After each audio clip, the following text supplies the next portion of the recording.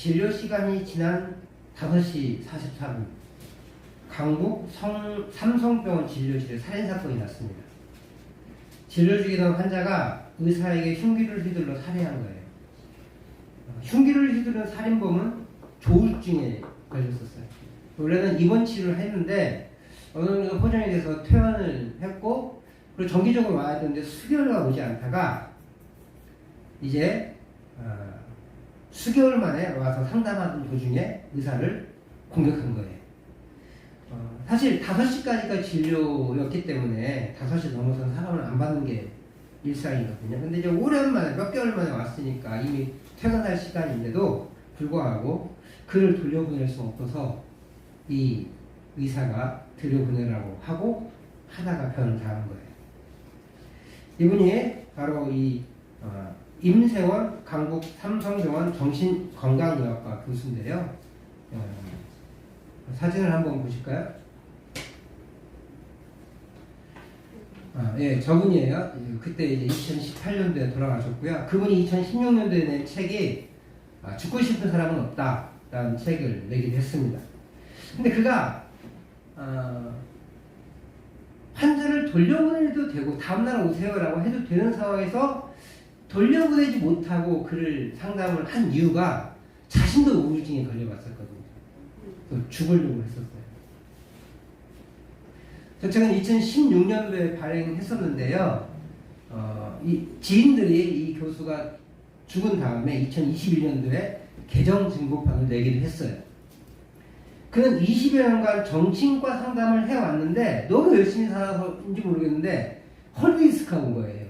어느 날 너무 아프더래요. 그래서 근데 이 디스크를 뭐 이렇게 고쳐보고 저렇게 고쳐보고 의사니까 이것저것 다 해봤을 거 아니에요. 진료도 받아보고. 근데 통증이 사라지지 않는 거예요. 그래서 이제 우울증이 오기 시작했어요. 그리고 이렇게 사느니 차라리 죽어야겠다 생각을 먹었어요. 근데 이제 곰곰이 생각해봤는데, 자살을 생각해봤는데, 그래도 내가 자살하면 이 남은 가족들이 너무 충격이 심할 것 같더라는 거예요. 양심이 있었나 봐요. 그래서 사고사를 위장하려고 교통사고를 낼 마음을 먹었어요. 그래서 이제 뭐 어디 난간을 들이받는다든지 뭐 이렇게 하려고 작정을 하고 이제 새벽에 나가려고 합니다.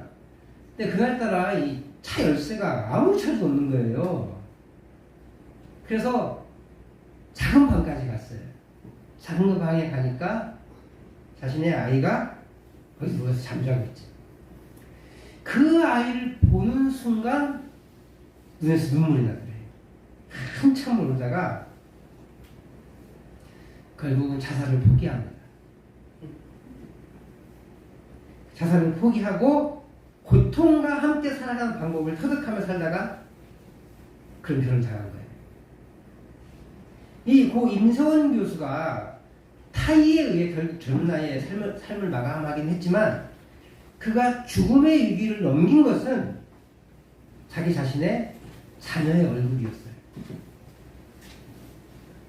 그것에 힘을 얻고 그 자녀의 얼굴에 힘을 얻고 다시 살겠다고 다짐을 한 거예요. 그래서 위기를 극복한 겁니다. 사람은 누구나 위기를 경험합니다. 그런데 어떤 사람은 그 위기를 극복하지 못하고 생을 마감하는 사람도 있고요. 또 어떤 사람은 이렇게 작은 위로가 힘이 되어서 그 위기를 극복하는 사람들도 있습니다. 대부분의 사람들은 어떤 계기가 됐든 그 위기를 극복하며 살아가는 거예요. 바울 사도도 위기를 경험하지만 하나님의 위로하심을 경험하며 주신 사명을 감당해 나가는 모습이 오늘 본문의 모습입니다. 오늘 바울 사도는요, 가는 곳마다 방해를 일삼는 유대주의자들을 향해 내가 더 이상 너희들에게 복음을 전하지 않고 이 방에 가겠다 라고 하면서 먼지에서 목을 털어버려요. 이렇게. 그런 그에게 하나님의 위로의 메시지가 나타나고 있습니다. 바울 사도는 아덴을 떠나서 이제 고린도로 갔어요. 자, 아덴은 이제 북쪽 지방이에요. 그 마게도니아라고 했잖아요. 마게도니아 사람. 그 마게도니아 사람, 우리나라로 굳이 따지면 이북 사람이에요. 그 사람들은. 뭐 이북이 나쁘다 이런 의미가 아니라 그냥 북쪽에 있는 사람들이고, 이제 고린도는 아가야 지방, 남쪽 지방에, 요즘 말로 말하면 이제 호남 지방이라고 할 수 있죠. 남쪽 지방의 그 도시예요. 그래서 그 그리스 쪽은 이제 북쪽에 마게도냐, 남쪽에 아가야, 이렇게 두 주가 있는데 그 주의 수도인 고린도 지역에 왔어요.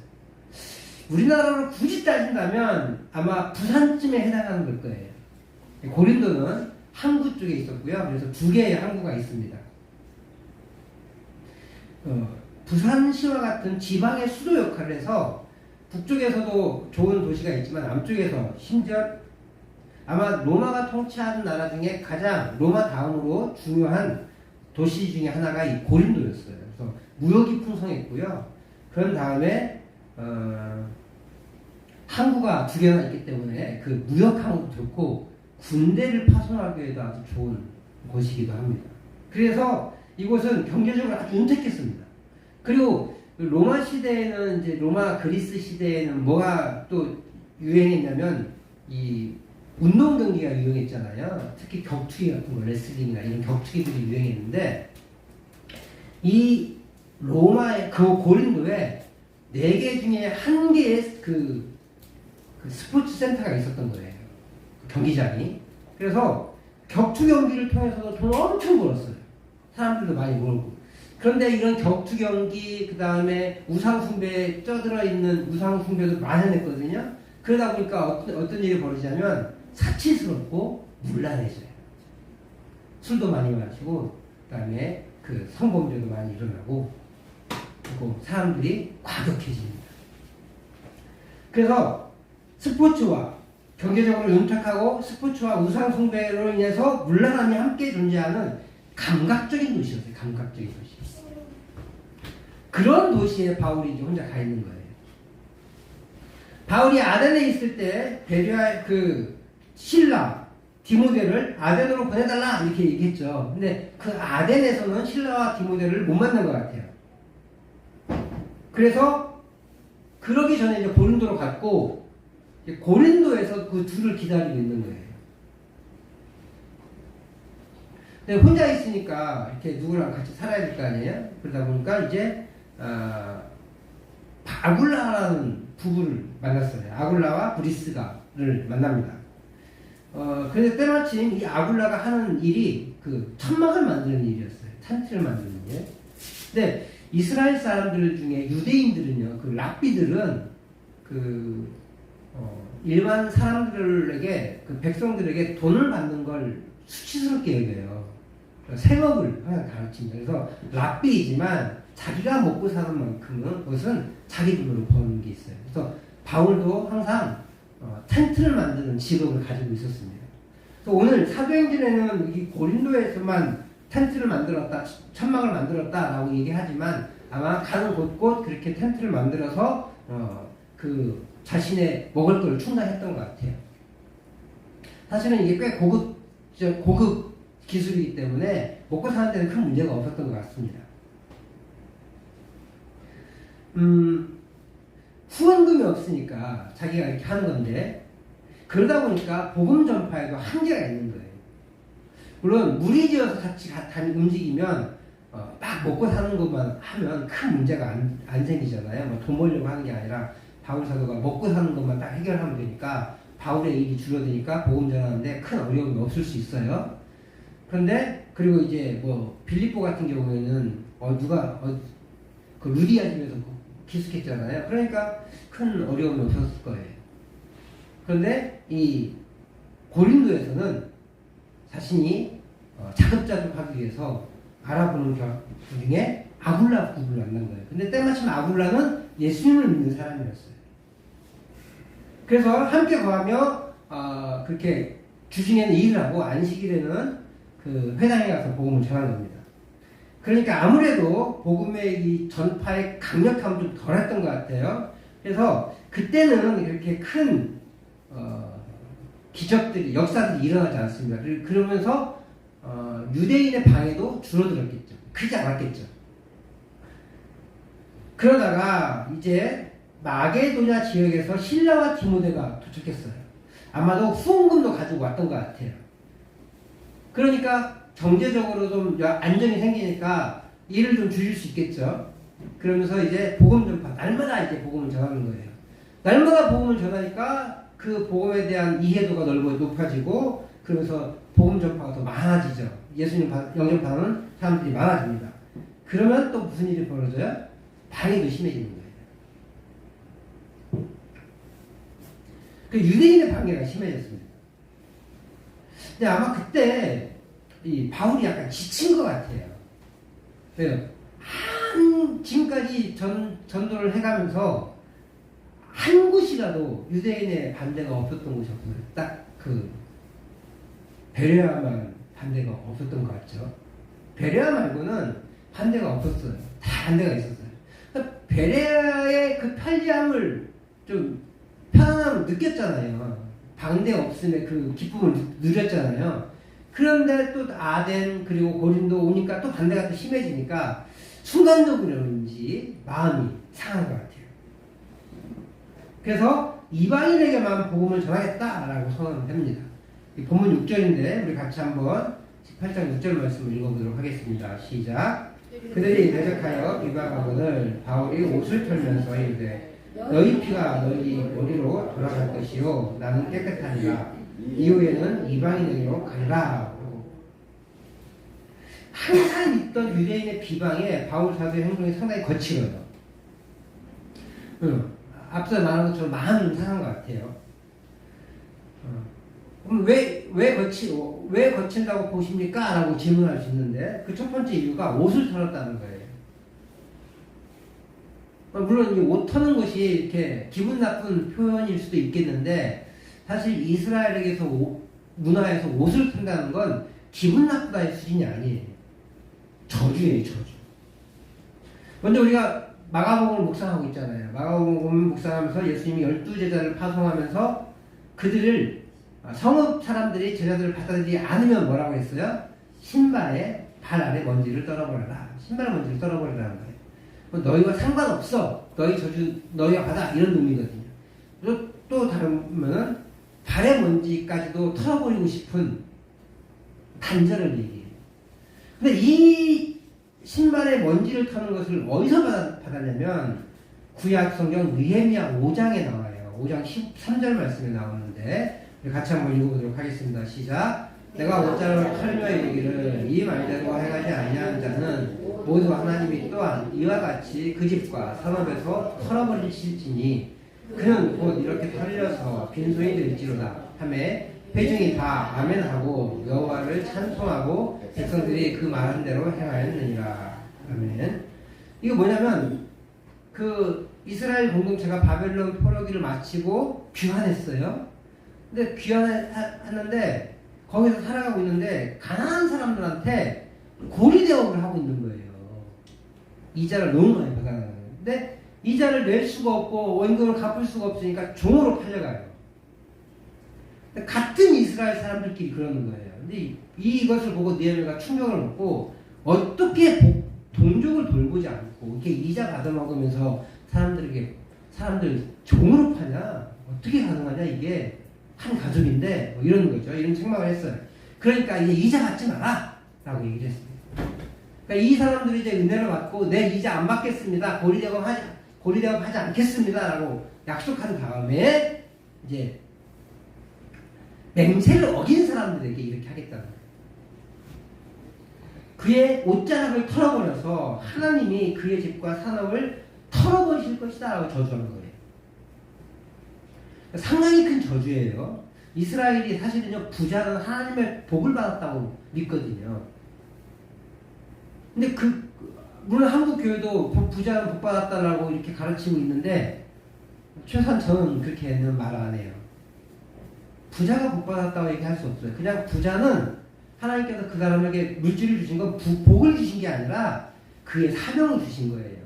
그 물질 가지고 하나님의 일을 감당할 수 있는 역할을 하는 거예요. 근데 이제 우리는 사회는 돈 많이 벌면 좋아하니까 그 그것을 복이라고 착각하는데 복 아니에요. 어떤 사람은 그게 저주예요. 근데 이스라엘은 그걸 복이라고 여겼어요. 물론 구약성경에 그런 가르침이 많이 있었으니까 그랬을 것입니다. 근데 그 복을 고리되고 먹으로 더 누리면 그 사람이 그것을 못 누리도록 하나님 털어버리실 것이다라고 하니까 엄청난 저주인 거예요.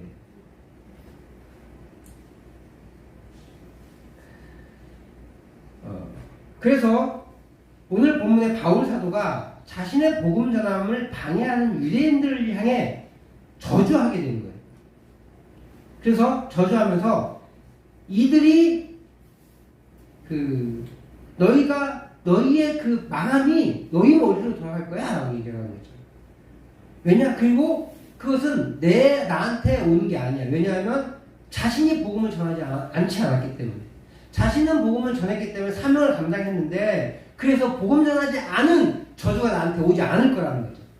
대신에 너희들이 유대인들이 그 그 복음을 거절했기 때문에 그 복음을 받지 못한 책임, 지옥에 떨어지는 거죠. 그 책임은 너희들이 지게 될 거라는 거예요. 그래서 책임 소지를 분명히 하며 결국 그들이 대가를 받게 될 거라는 거죠. 엄청난 저주예요. 사실 이 몸을 털어버리는 거, 옷을 털어버리는 게. 어쩌면 바울 사도가 유대인들에게 진절머리가 났는지도 몰라요. 아유, 막 이러면서 몸을 털었을지도 몰라요. 어찌되었건 바울 사도의 마음이 상한 것은 분명히 보여요. 그러면 사역이 끝났냐? 그렇진 않아요. 회당에서 이루어지던 주로 회당에서 이루어지던 사역이 개인적으로 변경됐을 뿐이에요. 지속적인 방해로 인해 복음 전함에 있어 회당에 적절하지 않을 수 있었을 겁니다. 바울 사도가 나가서 설교하면서 복음 전했잖아요. 설교를 못하게 한다든지, 아니면 설교하면서 이렇게 예수님을 가르치려고 하면 막 삿대질하면서 그 말을 못하게 한다든지, 이랬을 거라는 거예요. 그럼 방해가 심해지니까 이제 옷 털고 나오면서 이제 회당 옆집에 살고 있는 유스도의 집에 들어갑니다. 이 사람은 경건한 사람이에요. 여기서 항상 사도행전에서 경건한 사람이라고 하면은 이방인인데 유대교에 들어온 사람, 유대교로 개종한 사람이라는 거예요. 의미예요. 그러니까 유스도는 로마식 이름이기도 할 뿐만 아니라 경건한 사람이라고 붙였을 때 원래는 이방인인데 유대교로 개종한 사람이에요. 그러다가 바울 사도의 전도를 듣고 복음을 받아들인 그런 사람이었을 거예요. 근데 하필 그 사람 집이 회당 바로 옆이었어. 그러니까 복음 사역이 끊어지진 않았어요. 주된 사역이 이제 이방인으로 돌아섰다는 거죠. 그리고 여기에 회당장이었던 그리스도가 기독교로 개종합니다. 엄청난 사건이죠. 근데 그리스도에게는 엄청난 사건이긴 하지만 회당 자체로는 큰 어려움이 오지 않아요. 왜냐하면 그 당시에 회당에는 회당장이 여러 명 있었나 봐요. 그래서 이제 자기 주기마다 자기 역할을 감당하는데 한 명 빠졌다고 해서 큰 문제가 일어나진 않아요. 회당에 지표가 형성이 못 된다 이러지는 않고 계속 이루어졌을 거예요. 하지만 그럼에도 불구하고 그리스도가 회장장님이 바울한테 넘어갔대. 그러면 이제 흔들리는 사람이 더 많았겠죠.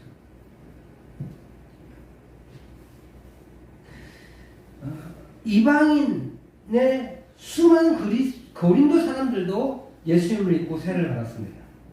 그러니까 사역의 주요 대상이 변경되었을 뿐이지 바울 사도의 사역이 종지부를 찍은 건 아니에요. 열매들도 풍성히 있었습니다. 하지만 바울 사도도 인간이기에 유대인들에게 진절머리가 난 것은 사실인 것처럼 보여요. 그런 바울 사도에게 사역적인 위로가 함께 하였지만 동시에 하나님께서 특별한 위로를 더해 주십니다. 언급되진 않았지만 아마 바울 사도가 기도 중에 환상을 받은 것 같아요. 9절과 10절 말씀을 같이 한번 읽어보도록 하겠습니다. 시작. 밤에 주께서 환상 가운데 바울에게 말씀하시되 두려워하지 말며 침묵하지 말고 말하라. 내가 너와 함께 있음에 어떤 사람도 너를 대적하여 해롭게 할 자가 없을 것이니 이는 이 성중에 내 백성이 많음이라 하시더라. 아멘. 어쩌면 바울 사도가 유대인의 보복을 두려워했는지도 모르겠어요. 실제로 23장에 가면 바울을 죽이려고 모의하는 40명의 특공대가 조직되기도 해요. 그런 분위기가 이방 나라에서도 있었을 수 있었다는 거죠.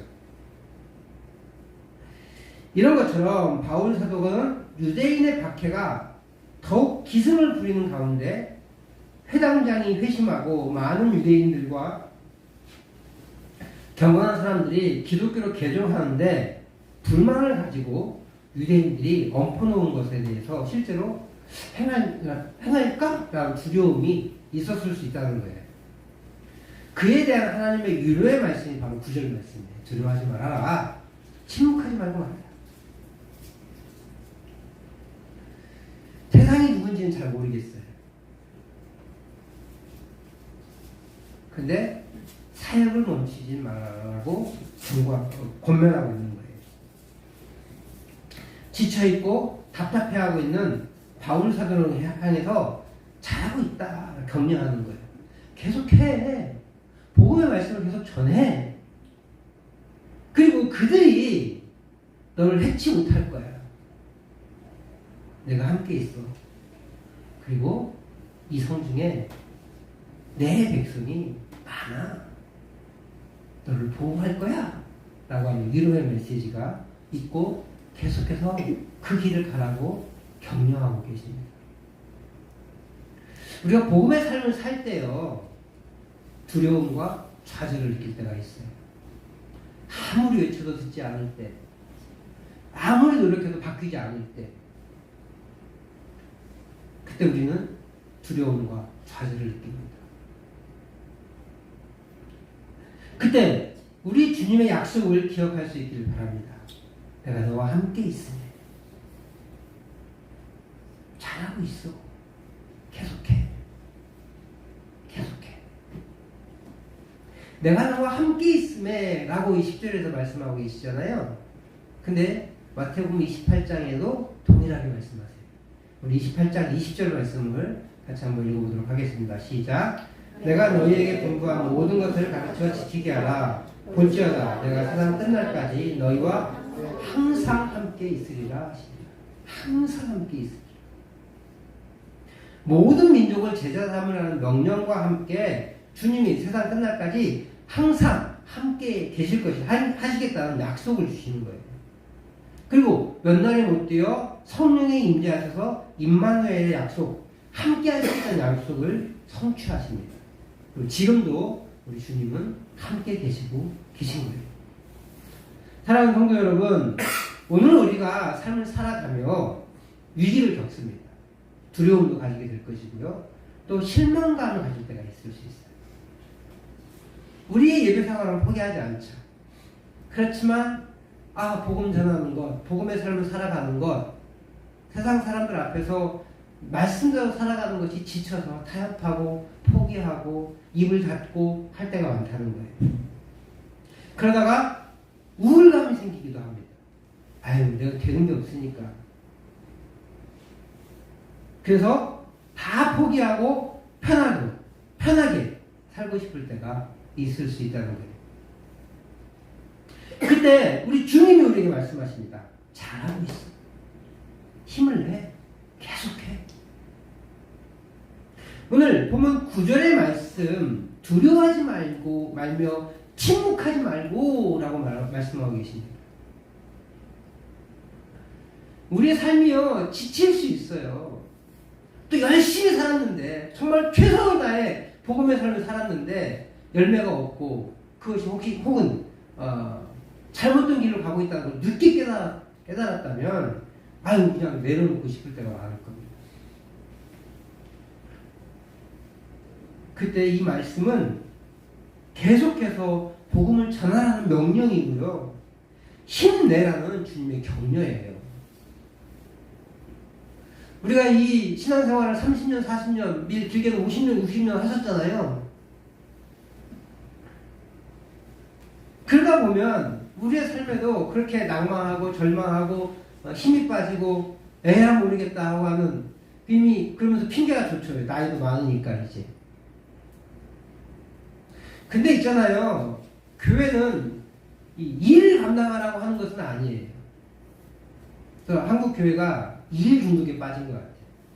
그래서 우리 일하다가 지쳐가지고 예수 믿는 게 뭔가 고민하셨던 분이 있는데 우리 친척 중에 목사가 계셨어요. 다시 결국 예수 믿고 나니까 진짜 믿고 나니까 사람이 일이 중요하지 않다고 느꼈다는 거예요.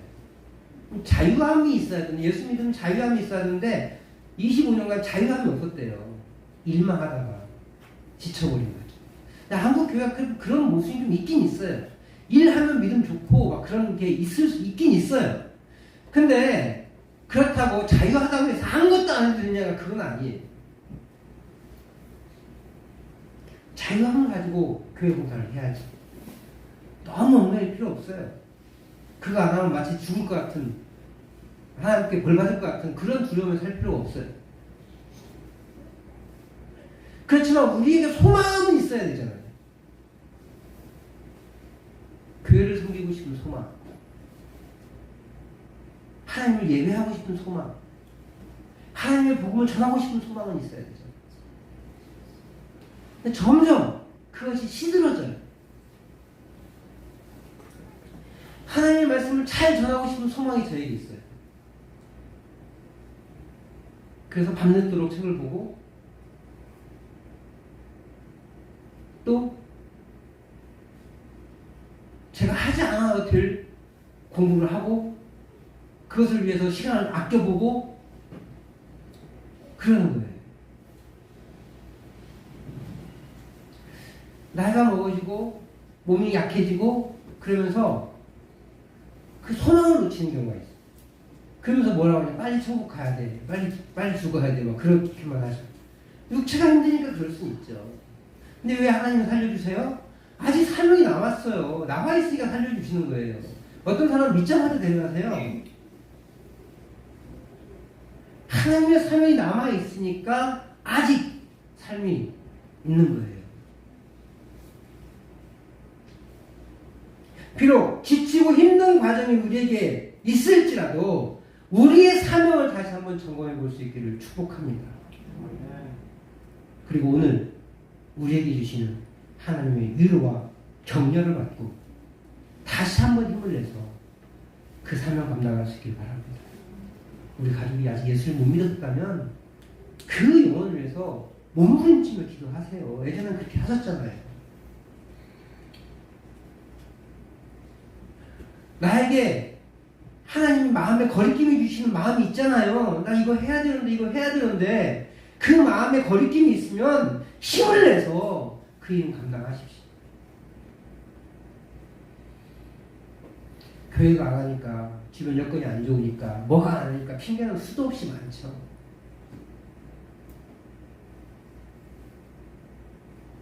그러나 그건 핑계예요. 다시 말하지만 바울사도의 사역이 줄어들지 않았어요. 사역의 열매들이 풍성했다고, 고린도 교회에서도. 근데 하나님의 그에게 위로의 말씀을 주신 이유가 뭐예요? 힘을 내서 더 잘 감당하게 하기 위해서 하나님께서 위로의 말씀을 주시는 겁니다. 저와 여러분들에게 그 하나님의 위로가 넘쳐나기를 축복합니다. 그 위로를 가지고 다시 한번 힘을 내서 하나님께서 나에게 주신 거룩한 부담감들을 수행해 나감으로 천국의 삶을 살아가고 하나님의 사명자로 살아가시길 주의 이름으로 축복합니다.